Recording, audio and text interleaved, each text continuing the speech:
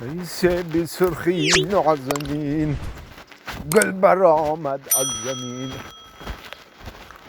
ریسه بی سرخی نازنین گل برآمد از زمین ریسه بی سرخی نازنین. السلام علیکم بابی.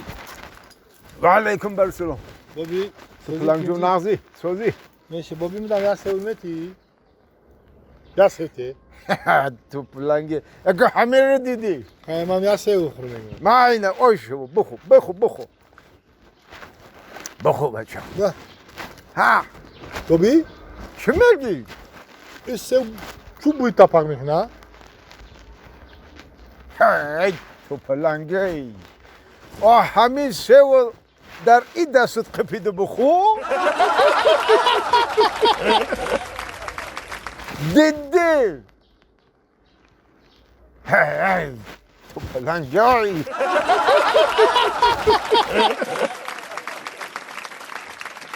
این میگون با این نودک سایج برگاش خوک شده یا مصفه؟ یه ایوان نترس و شمالا ده خودش میریزه.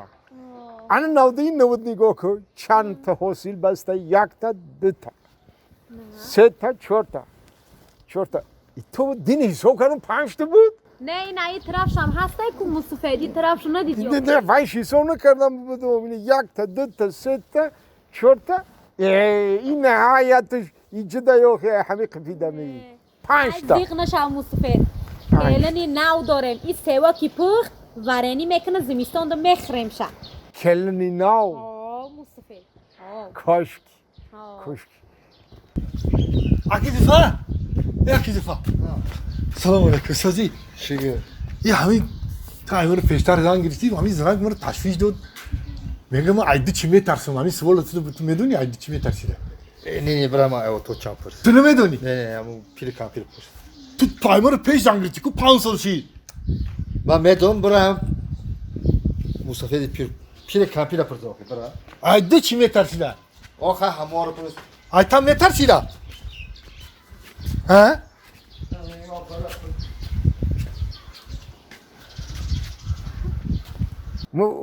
این ایجاش هم شروع السلام علیکم تا بچه سازی تی اقام تو زن ای بابا خب خستی آخی بچه؟ خسته نمیدم اما زنم خیزم دگم چشماش پری خواه خوب داشتم خوب خیزم دگم خوب داشتی ها؟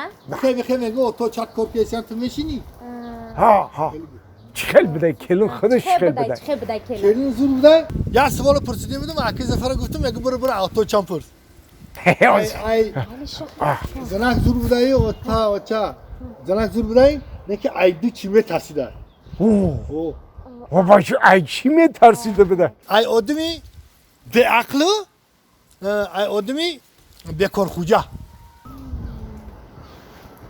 ای آدمی به عقل ای آدمی بیکار خوجه میترسیده آخه بعد تو بچه هم نگفتی آخه ایمن نترس ما گفتم که ای ویا نترس گفتم ویا یا تاش مصفه چی دای یا تاش کامپیر هماخه چی؟ پیشال وان